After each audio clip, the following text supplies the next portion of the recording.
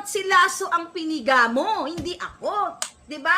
Dahil ako lamang ay katuwang ninyo sa pagbibigay ng information. Dapat sinabi mo kay Lasso, Mr. Pidea Director, paano mo, saan ka nag-come up na sinabi mo na ito ay artificial intelligence? The copy. Hindi Hindi pa kami magagalit. Itinatayo mo pa si Lasso na you can vouch his personality, his integrity. Kaputahan yan. Oh my God. You have to be unbiased. Pero nandoon sila tapos magba-vouch ka. You are the chairman. O, nagagalit na ako. Sabi ko, kulang ako. You have the chairman, iba-vouch mo siya. Nasasabi mo mabuti siyang tao. So you're just saying, mga palangga. So, kumbaga, sinasuggest mo sa taong bayan na mabuti siyang tao where in fact sinungaling siya. So, kung magaling ka investigador, doon pa lang kulong na dapat yung 4 na yun na contempt na yung mga jutang genimis na yun. If you are really from what? Harvard? Na sinasabi mo, hindi tayo magkaaway. Nagpapasalamat ako sa'yo dahil binigyan mo kami ng, well, we have common friends, Senator Bato. Hindi mo ako kaaway. At ako naniniwala ako na you are for the truth. Pero, huwag mo sisihin yung mga komento ng tao. Huwag mo kaming pagalitan at pagka maging emotional. Kasi dyan ka titirahin ng kalaban. Kung gusto lang kitang paglaruan at this moment, I can do that. I can barubal, I can bulljack you anytime. Pero I still have respect for you. So, okay. Mga palangga, 4 na testigo wala. Tapos si Lasso, tapos sabi niyo nga doon, okay, doon sa mga mag-comment kayo diyan mga palangga. You help me kung ano yung mga napansin niyo doon. We have to help each other, okay? Okay. So ngayon, ang problema doon na sinasabi mo pa doon, na sinasabi ni Lasso doon na bit-bit niya. Okay, bit-bit niya yung mga files sa mga dokumento, wala daw doon. Wala yung sinasabi ni Morales na copy noong dokumento. Well, alam naman natin at naintindihan ko na trabaho mo, hindi mo naman pwede prosecute lahat na okay, Lasso, sinungaling ka. Pero sana as investigador, okay, ang investigador dapat, okay, teka, ano ko to ha? Ito, sulat ko to, ito, na-miss din to. Baka kalimutan ko nasa mind ko. Okay?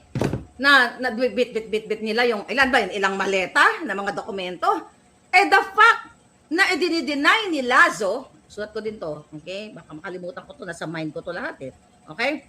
The fact na idini-deny ni Lasso ay na walang dokumento na walang, walang such documents. Bago mo sana ako ipatawag dyan sa Senado, I'm willing to, oh my God, I love that. Kung pwede ko nga lang palitan kayo lahat sa podium, gagawin ko, ako na magtatanong dyan. But anyway, okay. Paaminin mo muna si Lasso na siya ay sinungaling. Di ba? Bago niyo ako kasuhan, kailangan aminin ni Lasso na yes, hindi AI ang dokumento. Dapat si Lasso ang piniga mo, hindi ako. Diba? Dahil ako lamang ay katuwang ninyo sa pagbibigay ng information. Dapat sinabi mo kay Lasso, Mr. Pidea Director, paano mo, saan ka nag-come up na sinabi mo na ito ay artificial intelligence? The copy. Hindi Hindi pa kami magagalit. Itinatayo mo pa si Lasso na you can vouch his personality, his integrity. Kaputahan yan. Oh my God. You have to be unbiased. Pero nandoon sila tapos magba-vouch ka. You are the chairman. O, nagagalit na ako. Sabi ko, kulang ako. You have the chairman, iba-vouch mo siya. Nasasabi mo mabuti siyang tao. So you're just saying, mga palangga. So, kumbaga, sinasuggest mo sa taong bayan na mabuti siyang tao where in fact sinungaling siya. Yun. Kaya ako'y nagtanong. So, ngayon, mga palangga, yung pinaliwanag ni yung sinasabi ni Lasso na sinungaling daw si Morales kasi daw yung promise wala. Okay? Pre-report whatsoever, ano man yung promise. Ano nyo dyan? Basahin ko. I-search, i-comment ko dyan, mga hitad. Okay? Imagine, okay, sinabi na nung 2014, sabi ni Morales wala pang promise. Tapos dun, yung isang, I don't know, lawyer yun, o katabi na, sinabi nga na wala pa talagang promise na yon, yung procedure na yon kung paano kinukuha yung mga, yung paano nire-report. Okay? Okay. Ngayon, ayan, paano nire-report? Doon pa lang, Senator Bato, dapat binoljak mo na si Lazo. Dapat si Lazo ngayon nakakulong, na cite in contempt. Kung ikaw ay magaling na investigador. Kasi sinabi ni Lazo doon na wala sa promise. Wala ba ngang promise noong 2014? Diba? Diba dapat kasi sinungalingan na yon, right around in contempt, ulong. Kung ako nandyan, bangin kayo lahat. Wag niyo ako i-highlight. My God! Yun ang gusto marinig ng taong bayan, na pigain mo yung mga sinungaling niyang testigo. Okay? Wag ako, we're friends. Dapat doon, kung matino ka, ipatawag si Maricel Soriano, ipatawag si Bangag Jr. At pigain mo kung sino ang dumukot ng mga papel sa loob ng PDEA. At the fact na sinabi ng Morales na mayroong 5 litrato sa iba't ibang pagkakataon, dapat doon ka nag-focus eh. Hindi mo man lang sinabi kay Morales. Alam mo, promise. Okay? Promise pala. Promise. So, walang promise nung 2012. Kaya, sinungaling si Lazo. Okay? Kung ikaw, Senator Bato, ay magaling na investigador, sinabi ni Morales na may nakita siyang mayroon siyang naka-attach na pictures. Binanggit niya Marcos Jr. and Maricel Soriano as top notcher investigator as you claim. Hindi ba dapat, okay, Mr. Morales, sabi mo, may naka-attach doon sa pre-op and authority to operate na mga litrato na nag-session sila Bangag. Maari mo bang ipaliwanag sa Senadong ito kung ano yung nakita mo sa mga 5 pictures na to? Wala ka namang sinabi. Masisisi mo ba ako? Magtanong kami na bayaran ka ba? That was a question. It's not an accusation. It was a question. A question between question and accusation, magkaiba po ang definition nun. Pag question, tinatanong ka. Pag accusation, inakusa kita. Sigurado ako na sa hukumang ito o sa moment na ito, ikaw, General o Senator Bato, ay binayaran.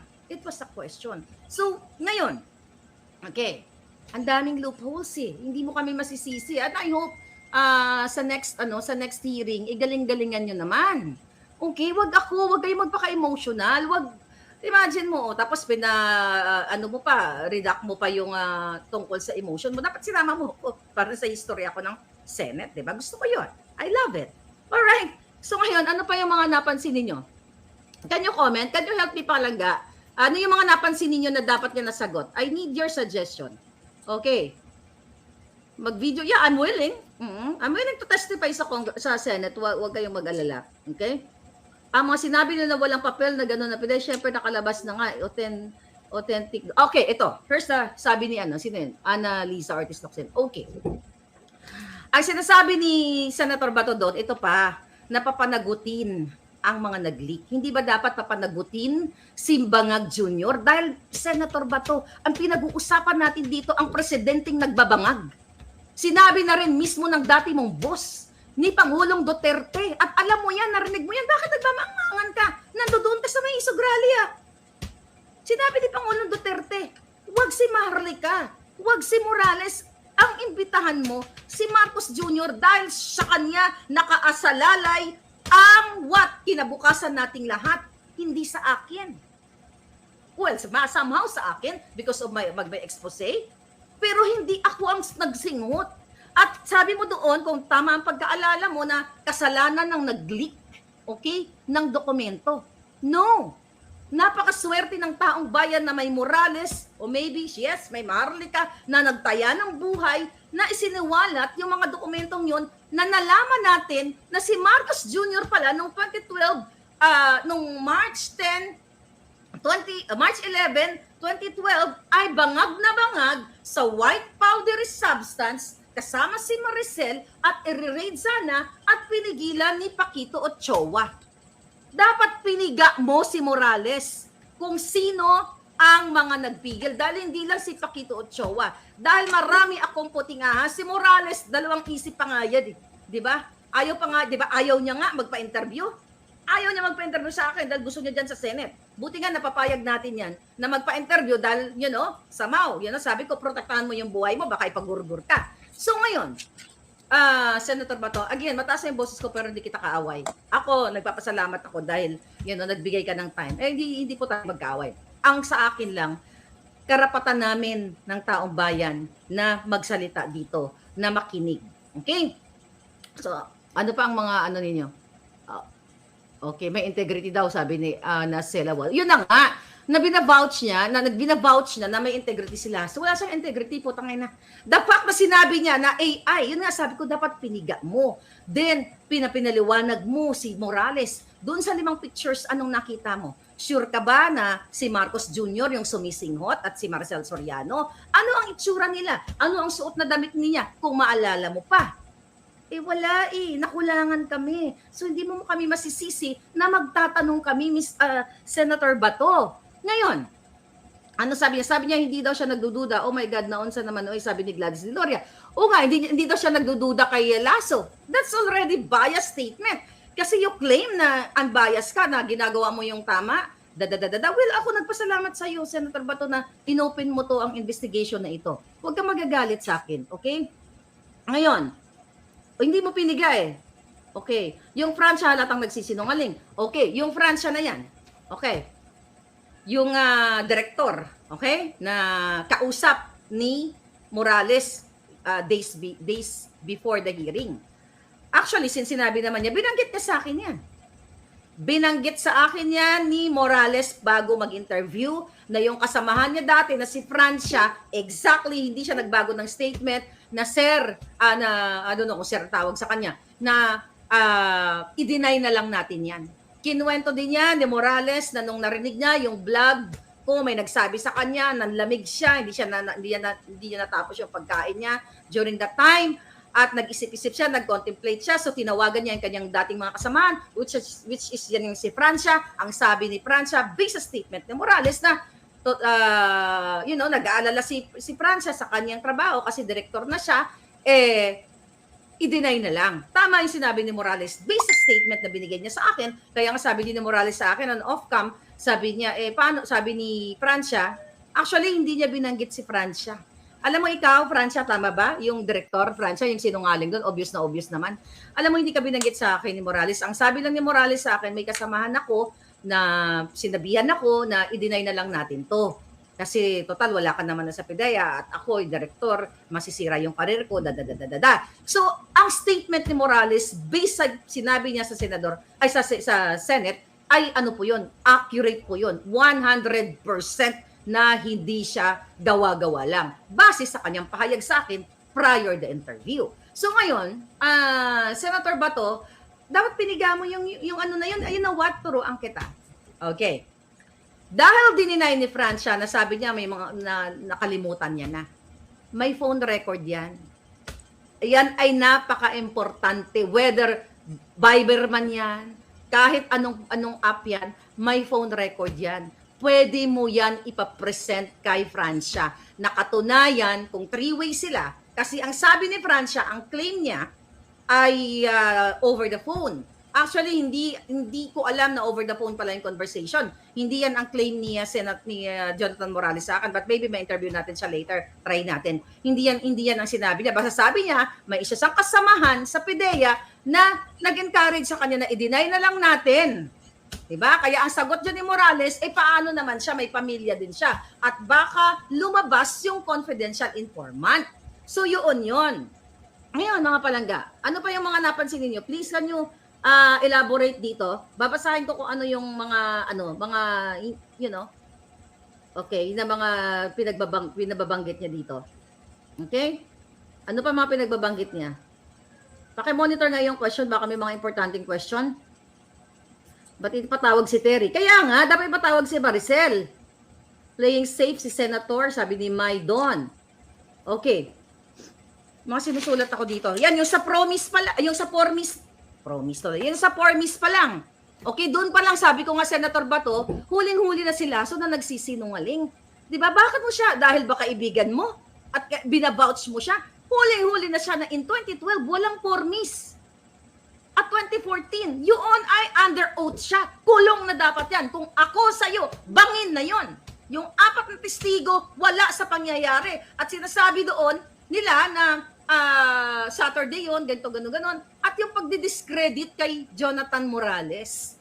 Okay? Ang pagdidiscredit ni Lasso na sinasabi niya ito may mga kaso at sinabi mismo ni Lasso na ang mga kaso ni Jonathan Morales, yes, may kaso siya.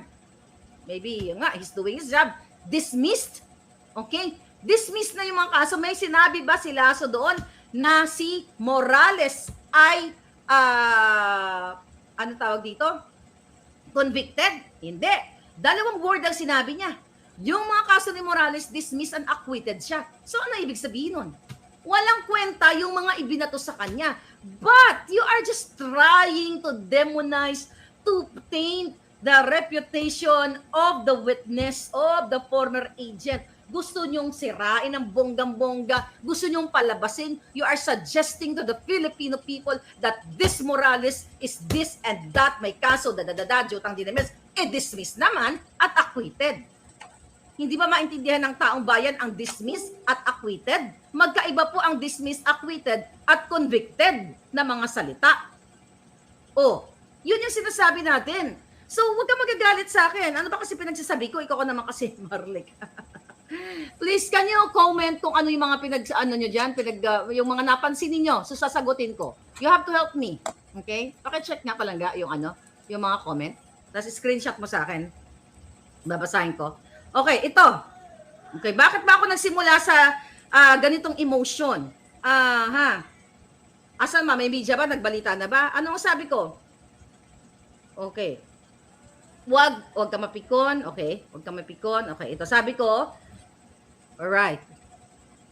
Subject, hindi ako. Oh, yes. Subject, hindi. Okay, Senator Bato, si Marcos Bangag ang subject, hindi ako. It's true.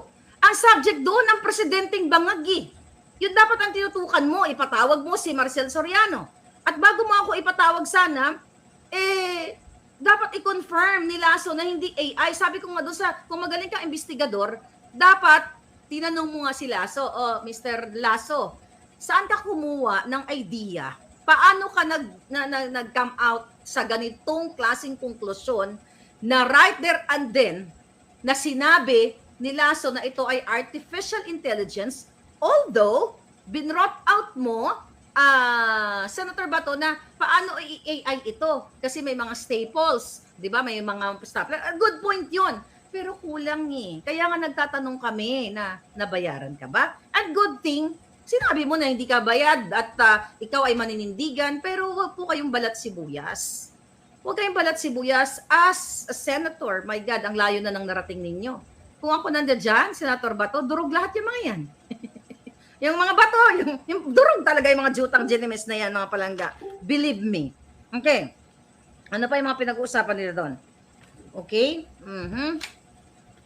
Mga pinagngangawa nila.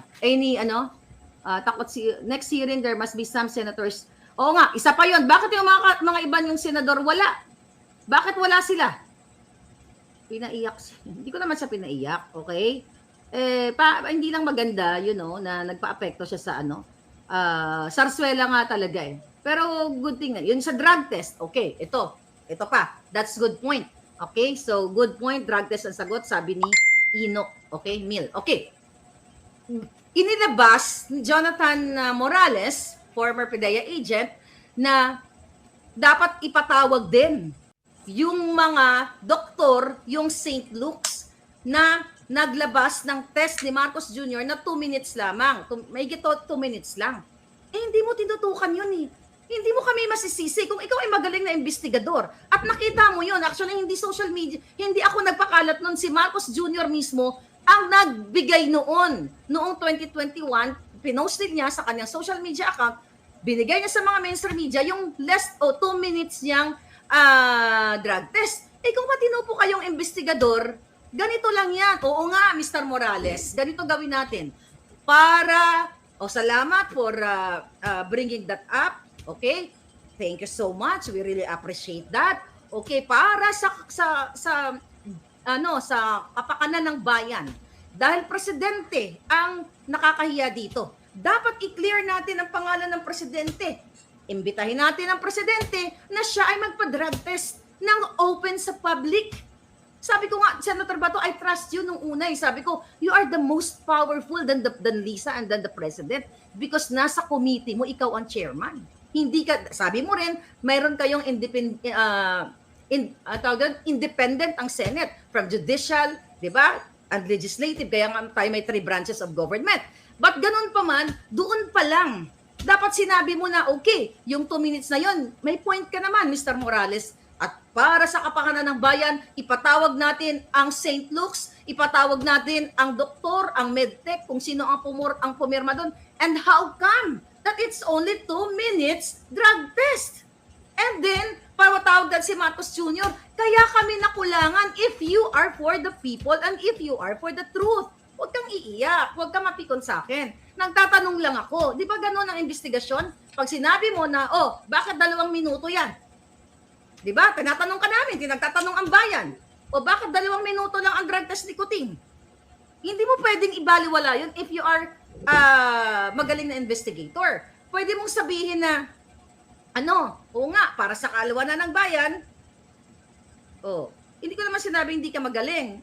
Baka napuyat ka lang. Sometimes, if you're puyat o hindi ka ready or nakulang ka sa tulog, nagiging bangag-bangag din tayo kasi ako din minsan pag kulang sa tulog. But ganun pa man, yun na sana yung moment, Senator Bato, para sa taong bayan na ipatawag mo si Marcos Jr. na presidente, takot ka ba sa kanya? Ako hindi ako natatakot sa kanya. Lahat kayo hindi ako natatakot sa inyo. Bakit? Lamang kasalanan sa inyo. Inuulat ko lang ang para sa kapakanan ng bayan. You challenge me if I love my country. My God, if I don't love my lupang sinilangan, hindi ko itataya yung alindog ko dito with all the death threats and the proxy cases ni Lisa at ni Marcos Jr. Hindi ko mahal ang lupang sinilangan ko. Baka magkasubukan tayo. Anyari naman pala kasi sa'yo, Bato. Naging bulak. Ayon kay Maharlika, ay mukhang hindi sila kontento dyan. Sa mga viewers din, ay mukhang pinagtatakpan mo ang mga kabaro mo. At mayroon pang post si Maharlika, nabayaran ba? Tanong lang naman yon, nabayaran na ba ni Lisa Marcos? Bakit ganun? Parang mukhang daming hindi na kontento. Kasi may mga kulang sa pagtatanong. Sabihin natin ikaw lang mag-isa na senador nandyan, pero marami dapat ang doon pinipiga talaga yung mga dokumento na yan o yung witness, pinipiga kung bakit nandyan, kung totoo o hindi. Daming mga katanungan at may mga nagsabi palpak daw ang nangyaring hearing ni Senador Bato de la Rosa dyan sa Senado. Pero hindi natin alam, baka sa susunod na hearing, babawi yan. Baka sa susunod na hearing ay makikita natin yung isang bato. Bato talaga, naging bulak daw Parang takot kaya naisip ng iba, baka nabayaran daw. Hindi naman siguro, hindi naman ganyan siguro si Bato de la Rosa. Baka mayroon siyang mga tactics na ginawa ngayon kasi hindi pa naman tapos yan. Umpisa pa lang naman. Abangan natin ang susunod na hearing ni Senator Bato de la Rosa tungkol dyan sa PDEA leaks. Maraming hindi na kontento sa unang hearing. Imbis na yung nakasulat doon ang pipigain, kung totoo hindi nangyari, si Maharlika yung papupuntahin daw sa abangan natin yan. Dito na lang, thank you. Bye.